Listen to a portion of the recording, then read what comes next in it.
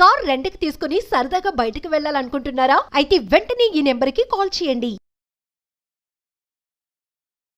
నమస్తే, welcome to Suman TV. ప్రస్తుతం మనతో పాటు ఉన్నారు assistant professor in marketing Ramakrishna గారు. నమస్తే సార్. నమస్కారం అమ్మా. సార్, ఎన్ఆర్ఐస్ మరి ట్రంప్ ఎఫెక్ట్ వాళ్ళ మీద కూడా పడిందని అనుకోవచ్చు. మరి గందరగోళంలో ఉన్నారు ఇప్పుడు వాళ్ళు, అక్కడ ఉండలేక ఇక్కడికి రాలేక వాళ్ళ పరిస్థితి అయితే మరి మీరే చెప్పాలి. ఒక విషయం చెప్పగలను, వాళ్ళు ఎంత కంగారు పడుతున్నారో తెలియదు కానీ ఇక్కడ వీడియోల్లో విశ్లేషకులు కానీ లేదా టీవీ స్టూడియోల్లో కానీ ఇక్కడ కంగారు ఎక్కువగా ఉంది. ఎందుకంటే అక్కడ పరిస్థితి మనకు తెలియదు, అక్కడి గురించి ఊహాగానాలు మాత్రమే, లేదా ఒక 5-6 మన బంధువులు ఫ్రెండ్స్ ఎవరైనా ఉంటే వాళ్ళు చెప్పిన విషయాన్ని బట్టి మనం ఇక్కడ తీసుకురావడమే తప్పించి అక్కడంతా హోల్సేల్ మార్పులు ఏం జరగట్లా. ఒకేసారి ఇదిగోండి వెళ్ళిపోండి అని అలా ఏం లేదు. ఎప్పుడో ఉగాండాలో ఉండే ఇది అమీన్ ఒక ఆయన ప్రెసిడెంట్ అయ్యాడు. అయిన తర్వాత వాళ్ళకి మొత్తం భారతీయులందరికీ హోల్సేల్గా తాకీదు ఇచ్చాడు. ఏం లేదు, ఇంక మీరు తట్టాబుట్టా సర్దుకుని వెళ్ళిపోవాలి, ఉన్నట్టుగా అమ్ముకుని లేకపోతే వదిలేసుకుని పారిపోయారు. ఇది జరిగింది. అవి ఆయన ఇది అమీన్ అంటే డిక్టేటరు ఆ టైంలో వాళ్ళకి చెల్లింది. ఇప్పుడు అలాంటి ఆలోచనలు కానీ అలాంటివి జరుగుతాయని కానీ మనం అనుకోవడానికి లేదు. ఒకటి. రెండోది, భారతదేశంతో సంబంధాలు సత్సంబంధాలు కొంతలో కొంత మెరుగ్గా ఉంచుకోవాలనే ఉద్దేశం ట్రంప్కి ఉంది.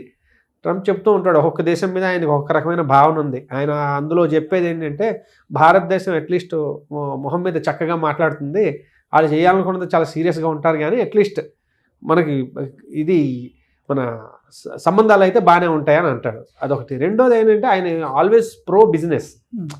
ఒక బిజినెస్ బాగా అభివృద్ధి చెందాలి. ఆయన ఎప్పుడు అనేది ఏంటి, అమెరికా తాలూకు బిజినెస్ బాగా జరగాలని కోరుకుంటూ ఉంటాడు. అంతే తప్పించేసి ఇంకే రకమైన డిస్ట్రక్టివ్ థాట్ ప్రాసెస్ లేవు ఆయనవన్నీ. ఏంటంటే మేక్ అమెరికా గ్రేట్ అగైన్, అమెరికాని మళ్ళీ గొప్ప దేశంగా మార్చాలి. ఆ మార్చడానికి ఏమేం చేయాలి? మొదటిది, అక్రమంగా వచ్చే వాళ్ళని ఆపు, వాళ్ళని తన్ని పంపించేసేయి. 2, లోకల్గా ఉండే ఇండస్ట్రీస్ని బాగా సపోర్ట్ చెయ్యి, లోకల్గా ఉండే జనాలకి ఎంప్లాయ్మెంట్ ప్రసాదించు. 3, బయట ఏమైనా మ్యానుఫ్యాక్చరింగ్ ఇలాంటివన్నీ బయటకు వెళ్ళిపోతే మళ్ళీ వాళ్ళని ఎంకరేజ్ చేసి లోపలికి తీసుకురా. లేదు, బయట నుంచి భారీ స్థాయిలో డంపింగ్ ఎవరైనా చేస్తున్నారు, ఇప్పుడు చైనా ఉంది, భారీ స్థాయిలో మ్యానుఫ్యాక్చరింగ్ చేసేసి అమెరికాకి చాలా డంపింగ్ చేస్తుంది అనుకోండి, అది ఆపు. ఇలాంటివి ఆయన ధోరణి. కాబట్టి ఇప్పుడు ఆయన మన పంపించేస్తే హోల్సేల్గా ఎన్ఆర్ఐల్ని, అక్కడ వాళ్ళ బిజినెస్ దెబ్బతింటుంది కదా. మనం అనేసుకుంటాం ఇదిగో వీళ్ళందరినీ పంపించేస్తారని. పంపించేస్తే ఎవరున్నారు చేయడానికి? ఇదేమీ దాన్ని ఏమంటారు, ఇటుక కాదు కదా, ఈ ఇటుక తీసేసి నేను ఇంకో ఇటుక పెట్టేస్తానని. ఇక్కడ ఒక పర్టికులర్ స్కిల్ ఉన్న ఎంప్లాయీ ఉన్నారంటే 5 ఏళ్ళో 8 ఏళ్ళో 10 ఏళ్ళో ఈ పర్టికులర్ డొమైన్లో ఈ పర్టికులర్ ఇండస్ట్రీ మీద నాలెడ్జ్ ఉన్నారంటే తీసేసి ఎవరో ఒకరిని పెట్టేయలేం కదా, లోకల్ కావాలి అని. కాబట్టి ఇదేం వెంటనే ఏం జరిగిపోదు. అందున ఆల్రెడీ అక్కడికి వెళ్ళి ఈ స్థిరపడిపోయిన వాళ్ళకి అక్కడ పరిస్థితుల అవగాహన ఉంటాయి. మనం ఇంతకుముందు అనుకున్నట్టుగా ఆర్థిక మాంద్యం వల్ల ఉద్యోగాలు పోవడము, లేదంటే బిజినెస్ డౌన్ అవ్వడం, అవన్నీ జరిగిన వాటిల్లో అది కామన్.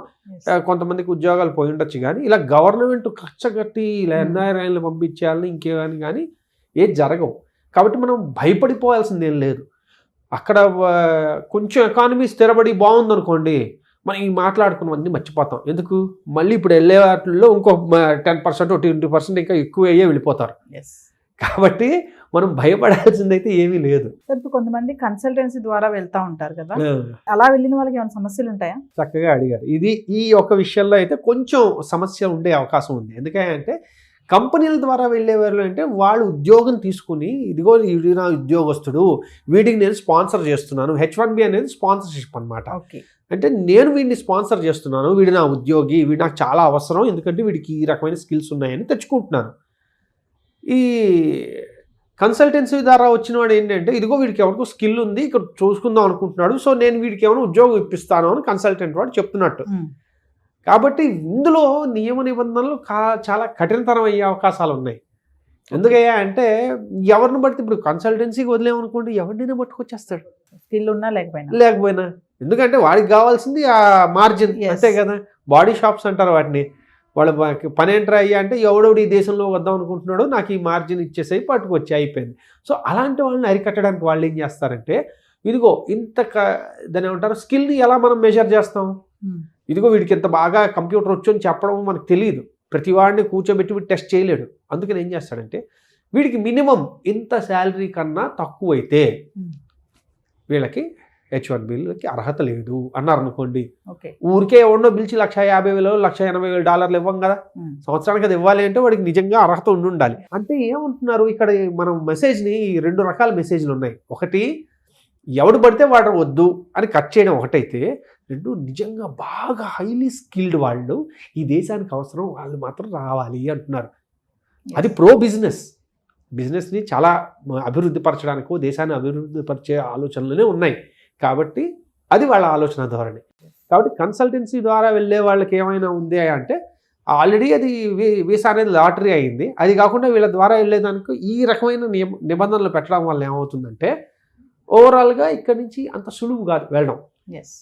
అది వెళ్ళినా అక్కడ నిలదొక్కడం కష్టం అవుతుంది. సో ఓవరాల్గా చూసుకుంటే అంటే ఇక్కడి నుంచి అక్కడికి వెళ్ళిపోయి అక్కడే సెటిల్ అయిపోయి వాళ్ళకి ఏం సమస్యలు ఏమి అంత ప్రాబ్లం ఏమి లేదని అంటారా? సమస్యలు అంటే భారీగా అయితే కొత్త సమస్యలు ఏం లేవు, ఉన్నవేవి పోవు. కొత్త సమస్యలు అంటే భారీ స్థాయిలో రావు, చిన్న చిన్న సమస్యలు ఎలానూ వస్తాయి. ఎందుకంటే నిబంధనలో మార్పులు రావడం ఖాయం. ఎందుకయ్యా అంటే ఆయన కొన్ని అనుకున్న దాన్ని ఏమంటారు ప్రామిస్ చేసిన ఎలక్షన్లో చేసిన ప్రామిస్ల నిర్ణయాలు కొన్ని తీసుకుంటారు కదా, అందులో ఇల్లీగల్స్కి ఎలా అయితే ఇది ఉంటుందో ఇందులో కూడా కొంచెం కఠినతరం చేయొచ్చు అంతే తప్పించేసి పంపించేసేవి లేకపోతే సడన్గా ఉద్యోగాలు అందరూ తీసేసేవి అయితే అవకాశాలు లేవు. అక్కడ సెటిల్ అయిపోయిన వాళ్ళపైన అయితే ఎటువంటి పెద్దగా ఏమి ఉండదు, ఫోకస్ ఏమి ఉండదు అంటారా? అక్కడ ఉన్న ఆర్థిక పరిస్థితులను బట్టి వాళ్ళ తాలూకా జీవన విధానాలు మారుతుంటాయి తప్ప ఇంకా భారీ స్థాయిలో ఏమి ఉండదు. ఎందుకంటే మనం భారతదేశం గురించి మనం ఆలోచించుకుంటాం, ఎందుకంటే మనం అక్కడ ఉంటున్నాం కాబట్టి.